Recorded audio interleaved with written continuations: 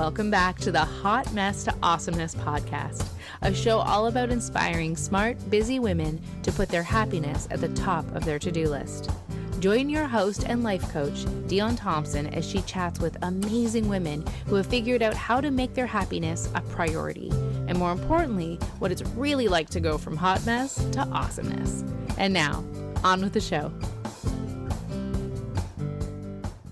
Welcome everyone to the Hot Mess to Awesomeness podcast. I am your host and life coach, Dion Thompson, and I am here with Rassy. This is a long time coming. We had to postpone this a couple of times because we're busy women and schedules and hot mess and all this shit.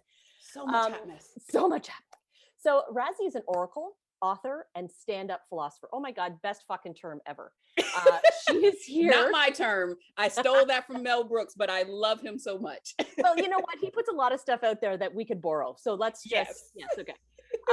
She's here to empower and uplift the collective by helping individuals to break through their current limitations, to create the life they really want to live, and to experience the happiness they've always hoped was possible without guilt or hesitation. Fucking yes, please. Welcome, my fabulous friend. Thank you, darling.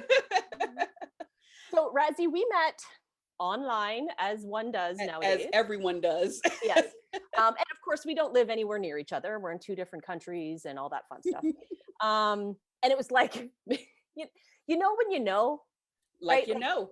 We were in a group call with amazing women. Fucking love all those women. They're fantastic. And the first day that I had met you in this group, I was like, oh fuck, I need to know this person. I was like sending you private messages and then deleting them, like, oh my God, she's gonna think I'm crazy. Because I'm like, I'm on you. I don't know what this is, but I am in for this all day. I've known you for 3 minutes. So I'm pretty sure, I don't even know if I was like in that call going, oh, hey, so I have this podcast and I want to come and hang out with me, or maybe just like talk to me sometime. I wish you would have brought that voice out. I wish you would have just brought the Heather's voice out. So I got like a podcast and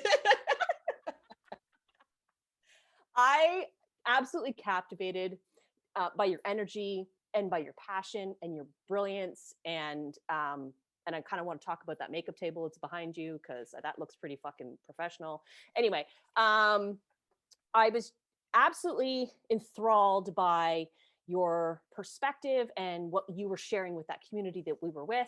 And I instantly was like, what got her here? Because of course my life is about the hot mess to awesomeness experience. Mm-hmm. And I'm always intrigued by the journey and the path that we as brilliant women walk to get to where we're meant to be. And I know that you are where you're meant to be on this beautiful path and exploring and sharing and enlightening the world. But I kind of want to know where the fucking shit was. Like what was it? What was the hot mess? Can you not see it? It is all around because I will let everybody in on a little secret. You never fully get rid of the hot mess. It does not go away completely. You can rearrange it, reorganize it. Yes. It can look like a different hot mess, but there will always be one. Yes. And the goal, the job is to find the awesome in the hot mess. Yes. And knowing that there will always be some of that around you, you know, it's like anything that you want to grow and thrive. You're going to get some dirt. You have to have it. Not only that, I'm pretty sure stuff grows better when you put shit on it. I think that's what farmers do, right? Yes. You know, you got to take that analogy to the literal extreme. Yes. And you just have to focus on the awesome. Yes. And focus on what it is you want to grow out of the shit. So I've just been, paddling down this specific creek for a long time, almost 40 years.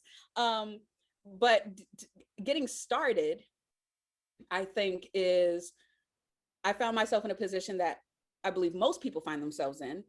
And it's the starting position for all of the awesomeness. And that's when you can feel like you're awesome, but you also feel very stuck and limited where you are. And everyone that has experienced that or is experiencing that now, know that this is your for your new awesome. You know, even if you're already awesome, it's your starting point to your next level of awesome, because it's only through feeling that limitation and constriction of, I just don't belong where I am. You know, I am too much for where I am. That means that it's time for you to get a new container. You know, you've outgrown it. And I think that's what a lot of people don't realize or don't admit about growth. Growth is constantly pushing beyond your limitation, pushing beyond everything that you can handle, because just because you is what you can handle now, pushing beyond it, that's what causes you to grow and you can handle more. But you have to be in that tight spot first, because you can't push beyond where you are. You know, we only have, our reach is only so far, you know, literally your arms can only go but so far. So if you're in a larger space, yeah, you have room to spread yourself out and do whatever. But once you start feeling that tightness, that just means you've gone as far as you can, where you are, in your mindset, in your emotional body, in your physical body, you know, in your city, state, whatever you're in, your job, your relationship. When you feel that tightness, that means that either this container needs to expand, or I've got to find a new one that's big enough to hold me. So never, ever feel like you're too much. There's no such thing. You're too much for where you are or who you're with or what you're trying to do. You're not too much for where you could be, where you want to go, and the people that will appreciate you. Absolutely. My husband and I have this like little standing joke that, you know, we're very aware, and awareness is awesome, said no one, because No. because it's like, oh, it's where all the ick is, but Yeah. not a lot of the solution, right? So exactly that space where you're like, you're feeling this, you're looking at and going, I know what this is. This is the too muchness potentially, or the square peg round hole, the whole trying to fit in shit. Yes. And there's been times, I'm not gonna lie, where I'm like, where's the blue pill? I need to go back into the matrix just for a minute. Thank you so much, because there will be so many Matrix references, just so you know, just so everyone's aware, because this hot mess went through the Matrix. There, you know, in awareness, enlightenment, growth, I mean, you can't stop it. It's happening. You can try, but that fucking shit hurts. Yeah. And so, yeah, we go through these moments where you're like, man, ignorance was bliss, but but it wasn't, but it was, and you crave it for a second. And that's only part of the journey as well, to just, because it's part of the awareness process to go, wow, like I was so not in the know. Like I really had no idea. And then now that, you know, your eyes are open and you learn new things and you gain new people. You can't unsee it. You can't unsee, you can't unlearn this shit, right? It's like, so what was that? What was it for you? Was it a too muchness? Was it, is there a moment or like an experience? My entire life, I've felt somehow wrong. Just there's something in here that just is wrong. And when you grow up thinking that, you don't realize that it's not you that's wrong. It's everything that's around you. That's, you know, and it's not to say that they're wrong. These people, these situations, these places, they're wrong for you. And I actually, I guess my awakening happened when those places, those peoples, those situations actually pushed me out and away, and being alone essentially, and feeling that pain. Yeah, it was hard. It was super painful. But at the same time, if that did not happen, I would have never looked at what I could be or who I truly was, because I was so busy trying to fit in to this place that was wrong for me. I was too busy trying to fit in with these people that weren't my people. You know, I was too busy trying to get myself into these situations and circumstances that everyone told me was normal and, you know, what it constituted to be a life. So I needed to have this job, I needed to have this car, I needed to live in this area, I needed to marry this guy. And I did all of those things. And I was so unhappy. And I couldn't understand why, because I followed the rules. I followed the structure. All of the little things that people told me I was supposed to do, I did those like a very good girl. Like a very good girl. Very good girl. That's who I was. And that's who I was. Yeah. And but why am I not happy? Why am I still hurting? Why am I, you know, none of the things are working out? And it wasn't until I started losing, started recognizing, oh, I actually didn't, that wasn't even for me. You know, that's not even who I am really. Once I went back over my life with my red pen, you know, proofread your own life, people. When I went back over my life with the red pen, it's like, oh, yeah, I was missing something there. And oh no, that shouldn't have been there. And oh, I should have used this instead. And once you go through and see all of the red ink all over your life and recognizing all the places where you were just going wrong, you weren't wrong, you were going wrong. And to be able to take stock in yourself and look at everything and decide, okay, I'm going to keep that. I'm going to replace that. I'm going to completely do away with that. And like we do everything else, you have to do that with your own life. You have to do that with yourself. What are the things about you that you don't like that you do? You know, you don't have to worry about what other people don't approve of. What do you do? What are the things you say? What are the ways you interact with people that you really, after the fact, you don't like that you did that? You know, you don't like that you are that way. Those are the things that you change. Oh my God. Okay. I fucking love the red pen because, of course, my big thing is to help people rewrite the narrative. Yes. Right. And so, like, literally get out the pen, because when you shift your perspective as to what once was, and all of a sudden you start looking at it from like, oh, like a fly on the wall or from over here, or going, oh, it changes the now. Because it changes how you feel about you, how you define you. If you go, well, if I'm deleting that and changing this and moving this over here, I am no longer the one who has this problem. I am the one who has this solution. Right. And that's extremely powerful. So I'm curious, what were some of the ways, okay, so the pushing happened and then you, like, you know, out there all alone, what are some of the things that you did to navigate this new terrain? First, I completely fell apart. So I think that is a very important step of the journey that not a lot of people like to put out there. A lot of people say, oh, well, you know, I came up with this method, or I tried this modality and whatever. No, I lost my shit. Okay. I like couldn't get out of bed. I wasn't eating. I wasn't taking care of myself. Like I wasn't suicidal, but I literally did not care if I was on this earth anymore, because everything that had meaning to me was gone, or I was in the process of losing it. So I became a hot mess. I just became a hot mess, and I embraced it. I was just like, nope, I can't function. And I'm going to go back to bed now, and we'll see what happens when I wake up. You know, I'm probably going to go right back to bed, but we never know, you know? So you have to have that period of letting yourself just fall apart. It's okay. I work a lot with Oracle and tarot cards, and everyone is always antsy when the death card comes up. But for me, it was always the tower card. The tower card was the most frightening card to me to ever get. And all you see is this tower, and it's like just exploding and imploding and falling out. People are falling out of windows, on fire. Like, it's ridiculous. You know, it's like, why do you have this card?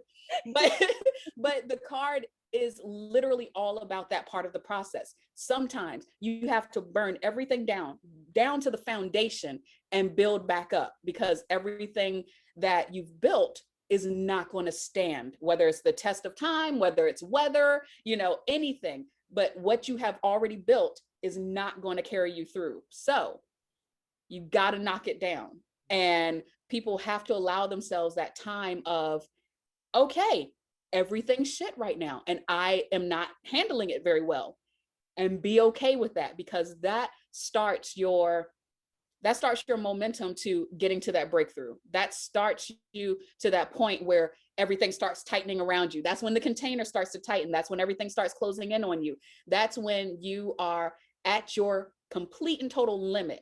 And that is where growth occurs, because now I can either push out this container or I can find a new one. And it's not until you let yourself lose it that you know what you need to look for so you can find it. Okay, did you, everybody in the back fucking hear this? You have to let yourself lose Let it. yourself lose it. And what I'm thinking about is all the people, me included, for many years, this weird fucking perspective of like, but I've invested so much into this thing that I built. Even though it's built on fucking toothpicks. Yes. And I'm my whole entire life is about trying to patch it and make it come together because it's supposed to work. I mean fucking I'm the good girl, and here's my checklist of things that I've done, and look at the shiny this and the shiny that and the shiny person and like it makes me think of that movie about White Castle where the guys, they're high and they leave Harold and Kumar. And Kumar, right? And they're like they're 10 feet away and they're like, man, we've come too far, right? It's that like, oh, I've gone too far. Right. That investment idea of of like, time is the worst. It is perceived investment because of course we're believing that what we've created is actually of value when in reality it is not. Right. So you have to let yourself lose it. Let yourself just be in it. And I love that, like that feeling. And if you're listening and not watching us get into tiny little boxes here, and then pushing through that. So there's a reason why it's called a fucking breakthrough, right? It's not a tiptoe around. It's a breakthrough. You know, sometimes I like match it right up there with breakdown, breakthrough, like they're slightly interchangeable, those terms. Same thing. Okay, so that happened. You're having your breakthrough, you're pushing your edges and you're building, you're like moving out to a new container. Then what?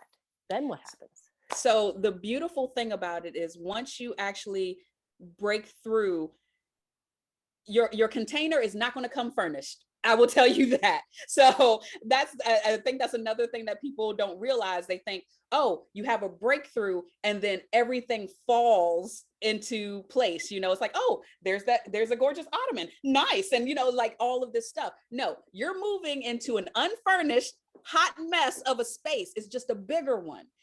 But once you do that, you can actually think of it as moving into a bigger unfurnished house, maybe even a fixer upper, because it's going to be, you know? So let's say you had this gorgeous apartment, tiny studio apartment, gorgeous though, beautiful views, you know, you got a doorman for some reason, you know, all of this stuff, you know, you're in a studio, but you have a doorman, you know, whatever. And let's say you get kicked out of it, right?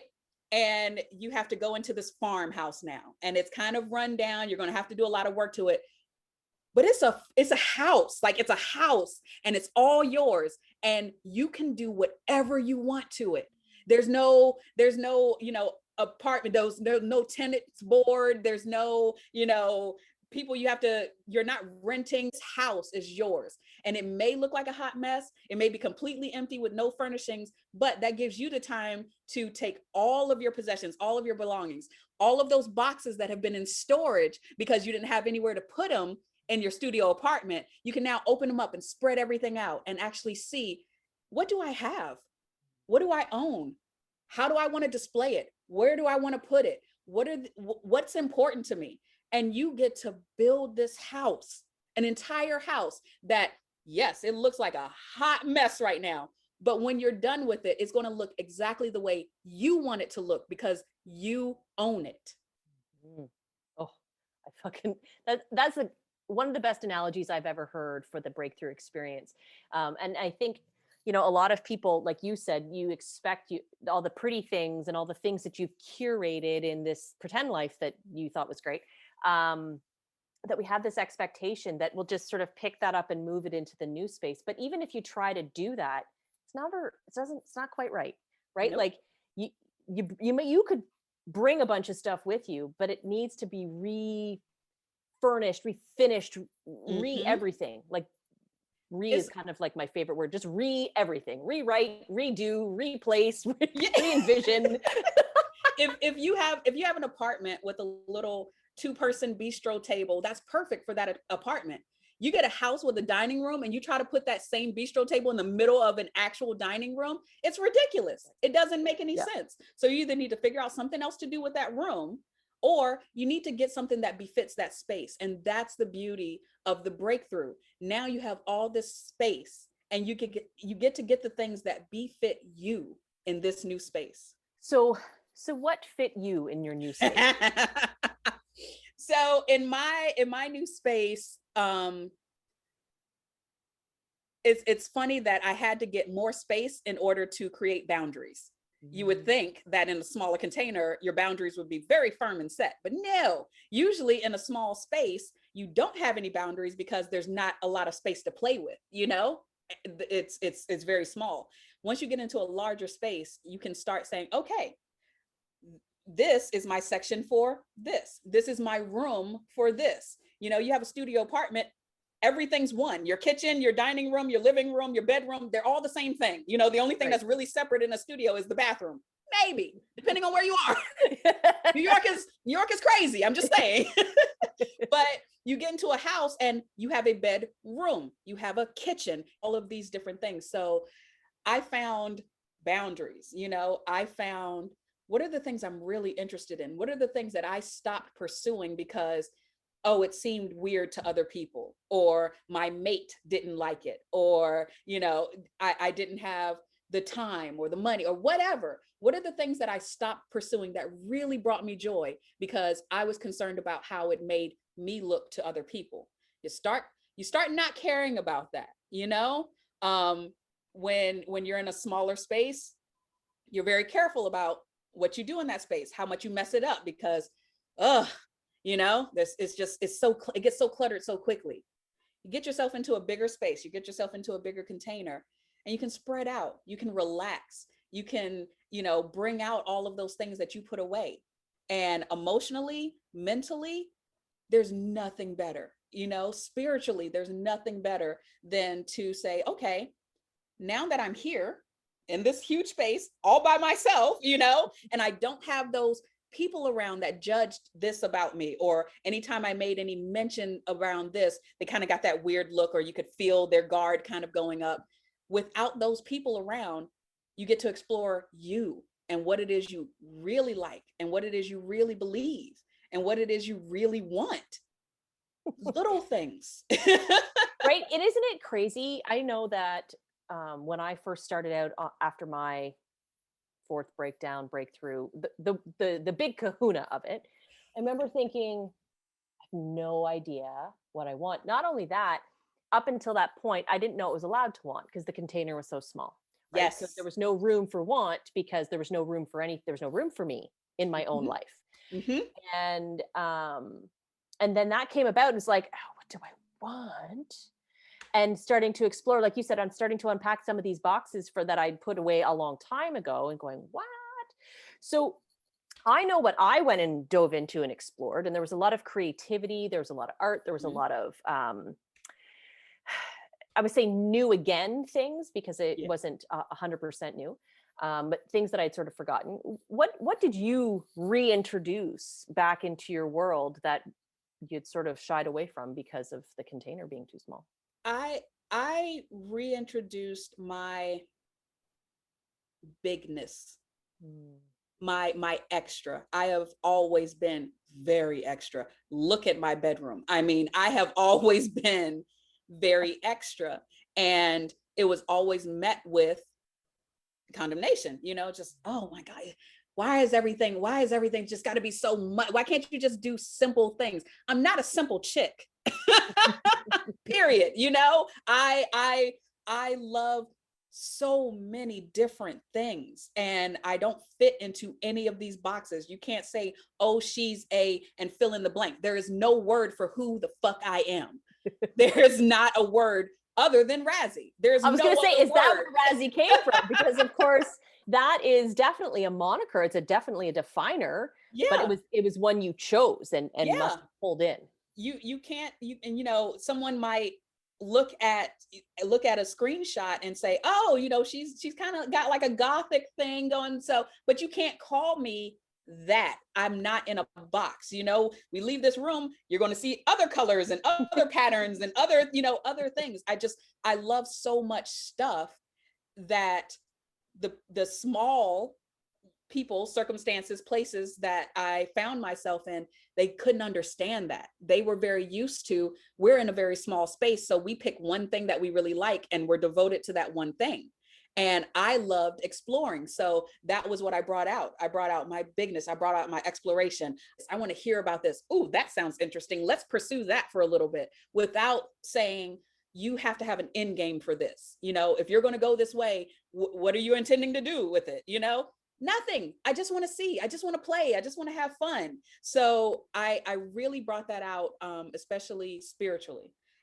I just wanted to, I had spent my whole life extremely religious, not spiritual at all. So I had spent my life doing things, thinking things, believing things, and feeling nothing.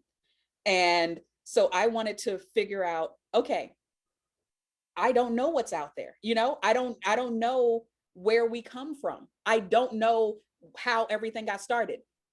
No one actually knows. We have beliefs, we have faith, and that's fine. And whatever anyone believes, at this point in my life, I'm like, yep, you're probably right. I don't denounce anything because I don't know.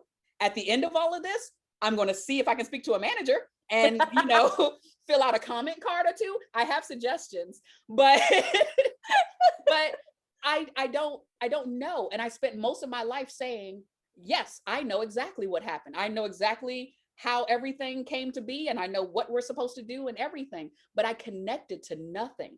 So in this time, with all of this space around me, I decided I'm going to figure out how. I'm not going to worry about what it is that's out there. I'm not going to try to define it. I'm not going to try to name it. I just want to know, how do I connect to it? How am I supposed to connect to it? Because I need something in my life. And right now I'm not feeling a connection to anything. So I just started figuring out what's out there. And when something feels right, I'm like, okay, let's see where this goes. Let's follow this. And I might find another offshoot along the way. It's very much a choose your own adventure book. Just, I might turn to page 75 and then see a monster and be like, no, let's go back. Let's go back. I didn't take my finger off the page. It still counts.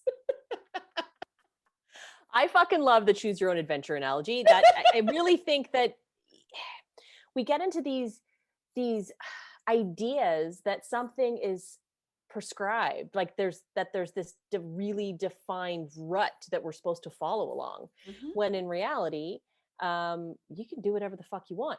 This is you had said it a little bit earlier, and it like boom, because it's something that I feel so passionate about. We're grown-ups now. Yes, we get to believe whatever the fuck we want.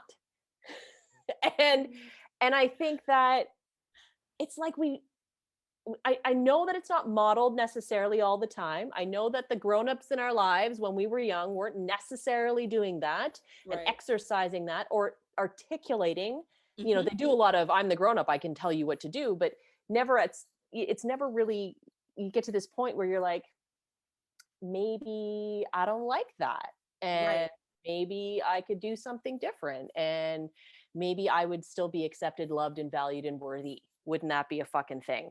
Well, and that's the crazy part. When we're kids, and especially when we grew up, when we were kids, father knows best. The parents know everything. And they did come at us with a very, I'm the adult and I make the rules and I do what I want.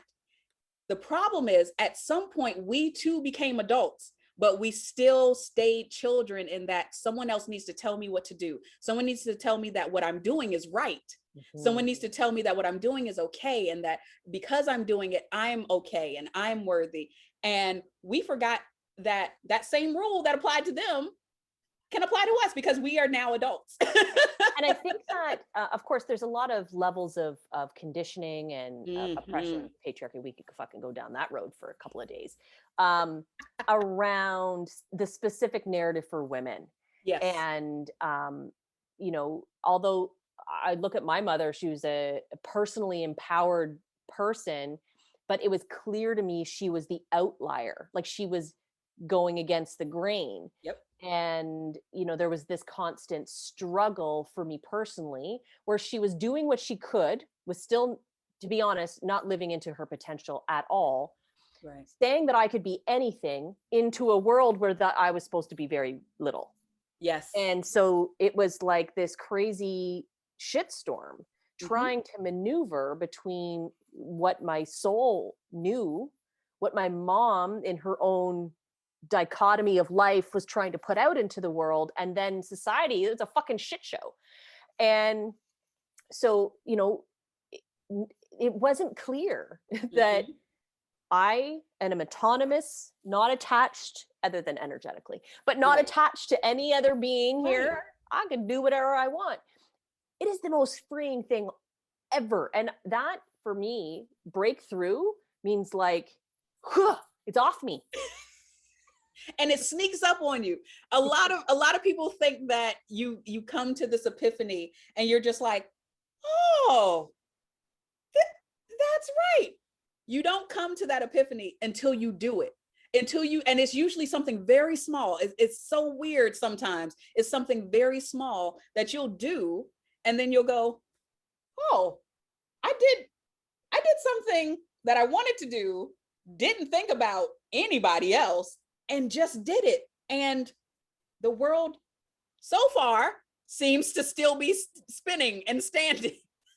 You know what, Sheila and I, so Sheila, Yes. Sheila, she was on the podcast, and we said the exact same thing. She's like, I was in the grocery store and I bought what I wanted, like a grown-up. I'm like, I know that feeling. I bought it. I could buy a cake and I could eat it myself for breakfast if I fucking want to, right? Like, and we were talking about like what you put on the belt, and how there's like those moments where you're in your before times life where you're like concerned what people might think about your shopping choices. And then there's the fuck that, this is the stuff I want. Right. You know what? There's been so many times that I've had those moments, and I still, you will constantly have those moments because you don't realize how deep the conditioning is, and it's layered, it's very thin layers, and you keep uncovering them. We never get done. And so there will be times that I'll be in the store and it'll be something simple like I'll just buy a different brand of something because it really doesn't matter. And then I recognize that, wow, that's the first time I've ever like not bought the brand that my grandmother and my mother and everyone in my family uses. And then when you think back and think, why was it such a big deal? Like, why was that a thing? Why was that in my mind so ingrained that I actually had a moment in a grocery store going, between two cans, because this is what I always get though. But why? But why do you always get it? Is it because you always get it? Or is it because this is something that has always been gotten, Right? And isn't it, and perhaps you had this moment, because I've had many, and they're not, again, it's not just one, where you go, well, this is small. Sure, it's a thing. But how does that layer onto like some real ass fucking shit? Like some everything, like the everything of our lives, like how we perceive everything, person, animal, being, planet. And then you go, oh, that's a lot to ponder. Yeah. And so it's not for the faint of heart that you dive into that curious space. I know that you're familiar with it, and that you dive into it regularly. You actually help others to do the same. So tell me a little bit about that. So beyond the shopping experience, which is going to keep happening, and to you, there's a bunch of listeners going, me, I did that. Yeah. Everyone has had that grocery store moment. Everyone has had it. Yes. But tell me a little bit more about the deeper stuff, the stuff when you started to uncover like that, oh yeah, that's not going to happen anymore. Starting to really dig into, for me especially, boundaries and relationships, because that has always been my kryptonite. Above, I not to go all Moulin Rouge on you, but above all things, I believe in love. Above all things, like a ridiculous obsession with love. And not just like romantic love, though that is up there, but especially familial, like I was of the mind that, very mob mentality, nobody comes before family. Like you die and you kill for family. And recognizing that they're people too. And having this idealized kind of notion of family and the people in your family and what a mother is supposed to be, what a grandmother, an uncle, a brother, an aunt, whatever. We have these ideals in our mind of who these people are supposed to be, and we forget that they're actually people. So they lie and they hurt and they cheat and they steal and they do bad things and they have good intentions and they have bad intentions, and they, everything that you struggle with, everything that you go through, every other single person, no one's exempt from that. Every other person is dealing with these same things. Some people take the right path, some people take the wrong path, whatever, in any given situation. But really being able to not see things how I hope they are, how I believe they should be, but seeing things as they actually are. That was the hardest thing for me. It was so hard to say, oh, okay, this person is not, no, we can't be anymore, And I had to do that for family. I had to do that for friends. I had to do that for relationships. And really being okay with, I need to surround myself with the people that are best for me, and knowing that that is actually an option. You do not have to be there for anybody, but you especially don't have to be there for people that are draining you, for people that are using you, for people that are hurting you. You do not have to be there for that. And I spent most of my life not believing that. I believed that I knew how it felt to have no one. I knew how it felt to feel like you were thrown away. So I promised I would never do that to anybody I cared about. And sorry, but some people have to go. So Rassy, tell me a little bit, because this just popped into my head and then it was banging on my forehead wanting to come out. So, what role did your capacity for self-trust play in that decision-making process? It played the role of the villain because because I did not have much self-trust. You trust everyone that you feel is smarter than you, older than you, better than you, in any capacity. When you're in that small space and you grow up there, you take your cue from everything around you. And so it's not that you necessarily distrust yourself, but you allow that atrophy of the trust. It's not being used. It's a muscle like anything else. So when it's not being used, you start losing it. So when you do actually strike out on your own, it's a constant second guessing, and just really getting comfortable with that back and forth, and being patient with yourself, being compassionate with yourself, loving yourself. When you are so focused on loving other people, you're the last one to get it. You're the last one to get your own love. And that creates this codependent thing where you are looking to other people to fill you up, because you are filling other people up and you think that's how it's supposed to go. That's how a relationship is supposed to be. I fill you up, you fill me up. And it's actually supposed to be, I fill me up, and then whatever spills over, you're allowed to have it. And you're ideally, allowed to take some. Ideally, you connect with people, they don't need it, but Right. but you all enjoy the pool. Yes. Right. I love that. And I love that you said that what spills out, because I think, a lot of people hear the fill your cup first analogy, but they miss the point. The point isn't that you fill your cup so that you can empty it for somebody else. It's so that your job is just to fill the cup. Yeah. And as it spills over, and it's all it's doing is spilling over. And then the fabulous people who are in your vicinity, because you've chosen them and you invited them in, and there they are, they get to benefit from the glory that spills out. Right? Yes. Your cup and go, ooh, I like me some of that, and I'm going to take me some of that. That's not how that works. And I think that another issue that people have with that analogy that they're not getting is it is also not your job to serve.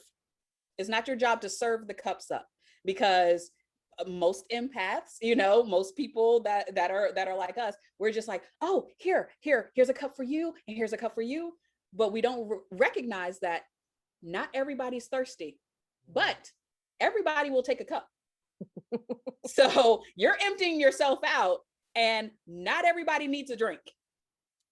And if you allow people to simply take from the overflow, that's why your job is to fill your cup, not to dish out anything. Whatever spills over, they're allowed to take what they need if they need it. And it doesn't matter to you because you stay filled. And that's the most important thing. You have to stay filled.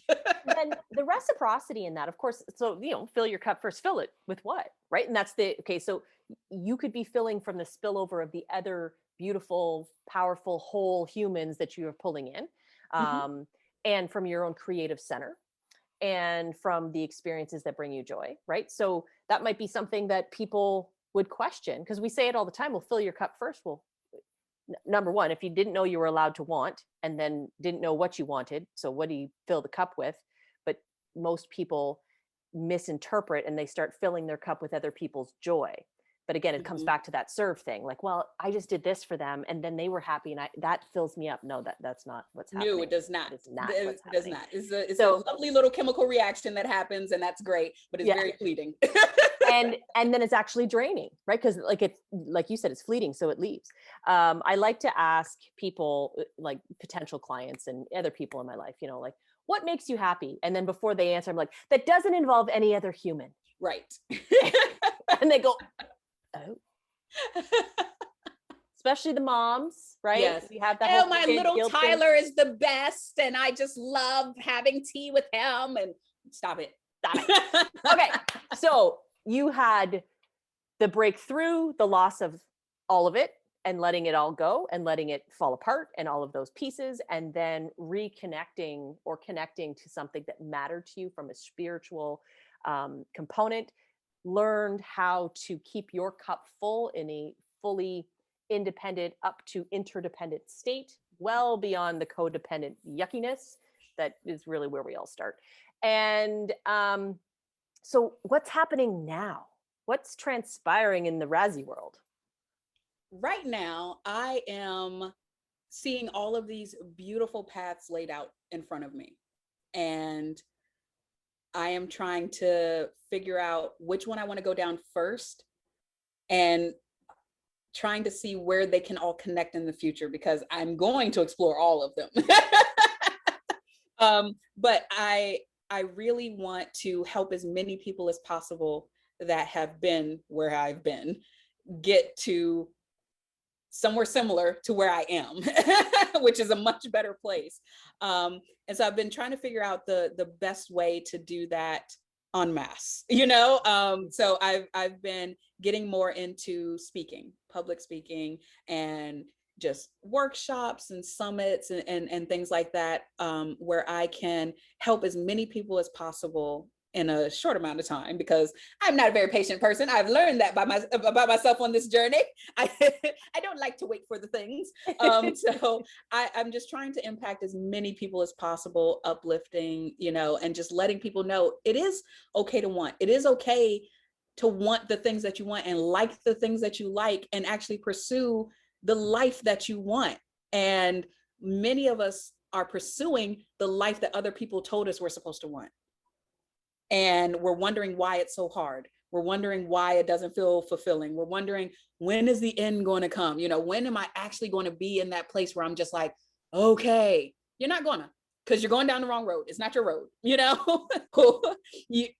People are still trying to piece together this tower. They're trying to patch it up. They see the fire has already started, their bricks already falling, and they're just trying to hold it all together with duct tape, because they're hoping in the end they'll be happy. And anything outside of that, anything outside of what's prescribed, automatically is met with hesitation and guilt. Mm-hmm. Who am I to live like this? Who am I to not be concerned? Who am I to not be stressed? anxiety and panic are like badges of honor right now. And everyone is just like, so no, it just doesn't seem right that I'm not going to be worried and stressed all the time. It doesn't seem right that I'm not going to constantly be in conflict with the neighbor across the street, or my mother-in-law or four. like people are so used to conflict. We thrive on this constant battle, all over social media. What do we see? We're just waiting for the next celebrity beef, the next Twitter beef to come out. We're waiting for the next fight to break out, because that's all we've known. That's all we know. And that seems normal to us. So anything that feels good, we immediately distrust. It's like, oh, you're going to do what? Why would you do that? I can't tell you how many times an idea that I've had, that I've shared with someone that I care about, that I feel cares about me, was met with, why? Why? Oh, why that? Or, why not? I just came to you with something and I was smiling. So what's the problem?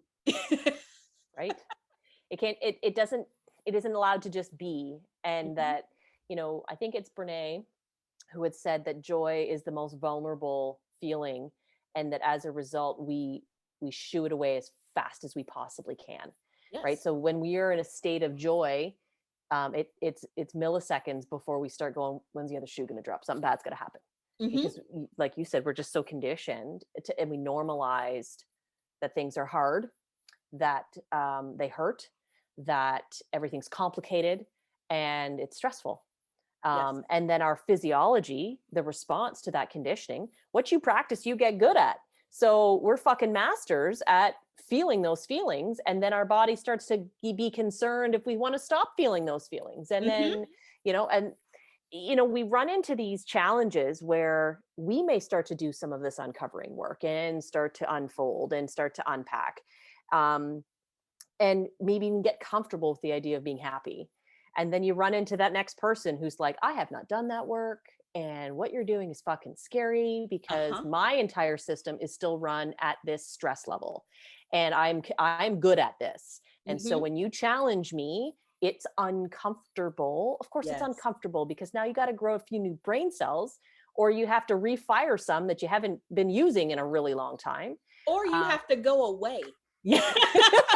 and that's the step I think a lot of us are hesitant to take. But that's where the guilt comes in, because there's always going to be that friend that we feel like we're leaving behind. There's always going to be that family member that isn't doing as well. And so the only thing that they can think to do is to downplay what you're doing or what joy you have. So immediately, as soon as you feel joy, it's like, oh no, because that means you're an outlier, and that means you're out of the herd, you're out of the tribe, you're out, you're out of the safety zone.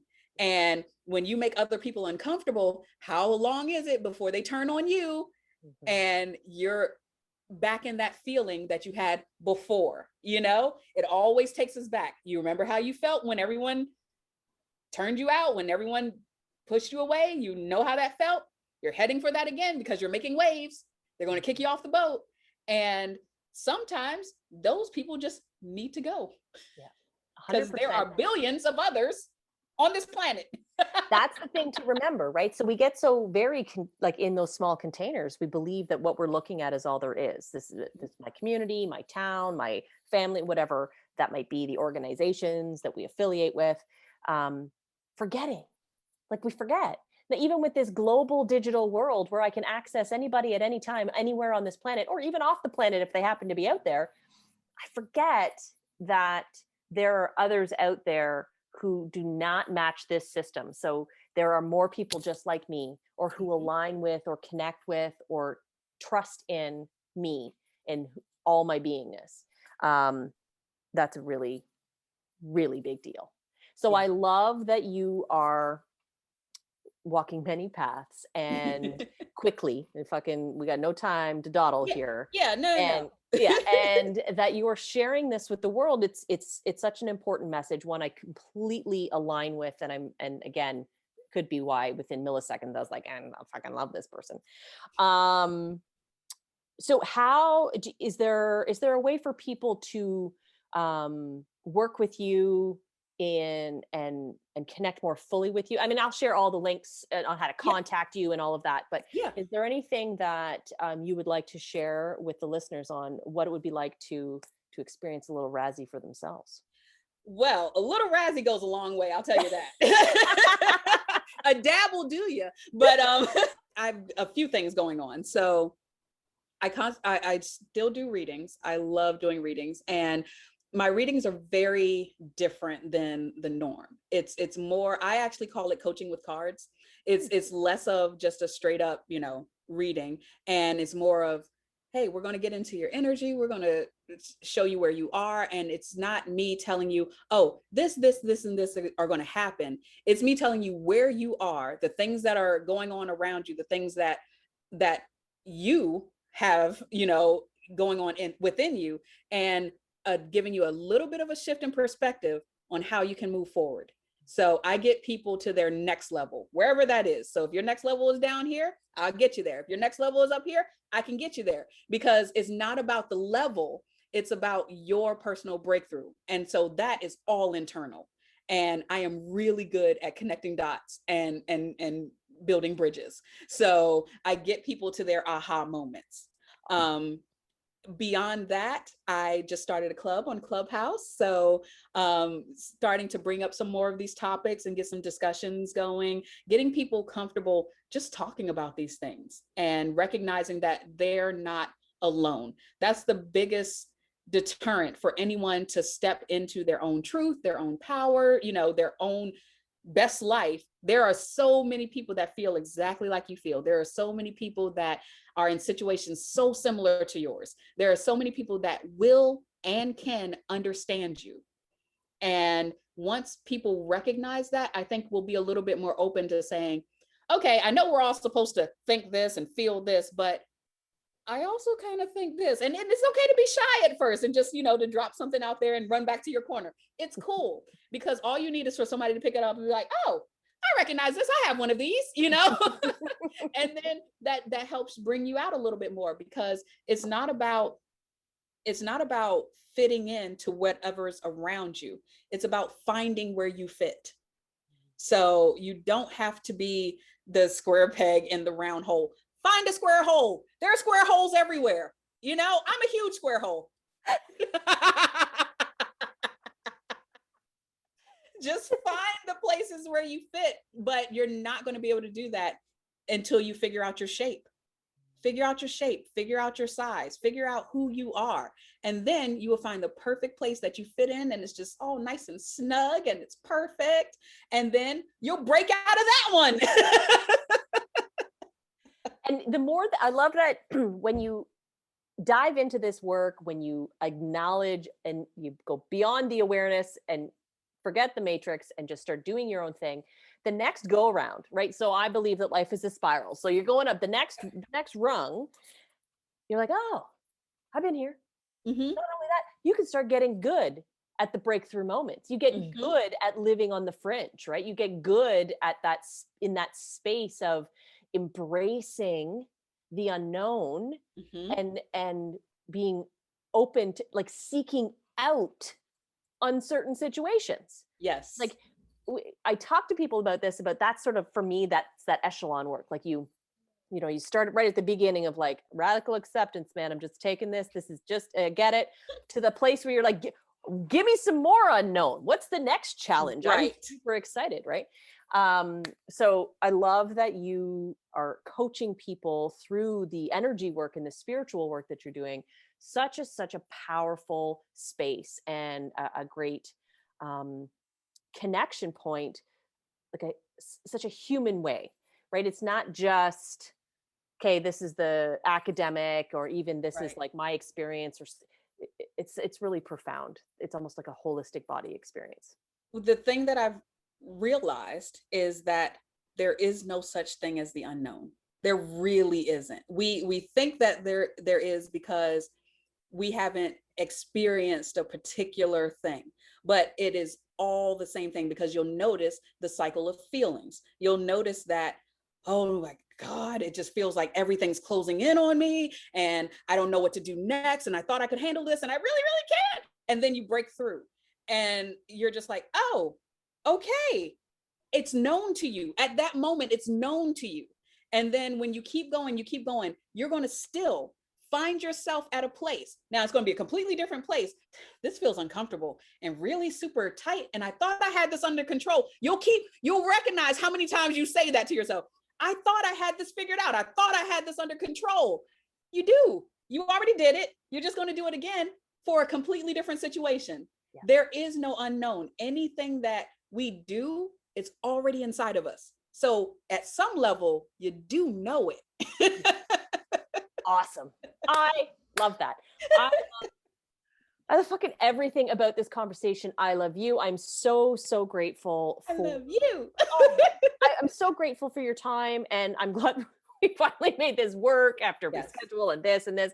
And so I was telling you before I hit record. So I was like super sick yesterday, and I couldn't, like, my throat was sore and I couldn't talk. So I'm like, I didn't speak for like a day and a half, which y'all know me, that's a thing. And I'm like, I am saving this for Rassy because I did not want to miss this opportunity to dive into your hot mess to awesomeness experience. So powerful. Thank you. Thank you. Thank you. And I did not tell you this because I knew you were going to love it. I do this little thing where I leave myself little notes on my calendar on different days. It could be the result of something just ridiculous or whatever. But if ever a date comes up in association with something, I'll just put it on my calendar for whatever that next date comes up. And on today, on my calendar, my reminder said that this is the day that my life turns for the better. Ooh, I love that. So for some reason, and I have no idea when I did it, but for some reason, July 7th was associated with a turning point in my life. And that is today. And we needed to have this discussion on this day. So the fact that we had to reschedule it like 3 different times, because the universe knew that it needed to be today. It needed to be today. Awesome. Oh my God, I have chills. Rassy, this has been wonderful. So grateful for you. So grateful for this. And I'm really, really excited for all the paths that you're going to take and to see how you're really going to fucking change the world. So that is the goal, man. And you're going to be right there because I need more awesome hot messes in my life. I'm in for that all day. Fucking awesome. Thank you everybody for tuning in. We absolutely love all of your support in the Hot Mess to Awesomeness community. Share this podcast with your friends. More people need to know that they are not alone. Yes. We'll see you next week. Thanks for tuning in. Hope you enjoyed the show.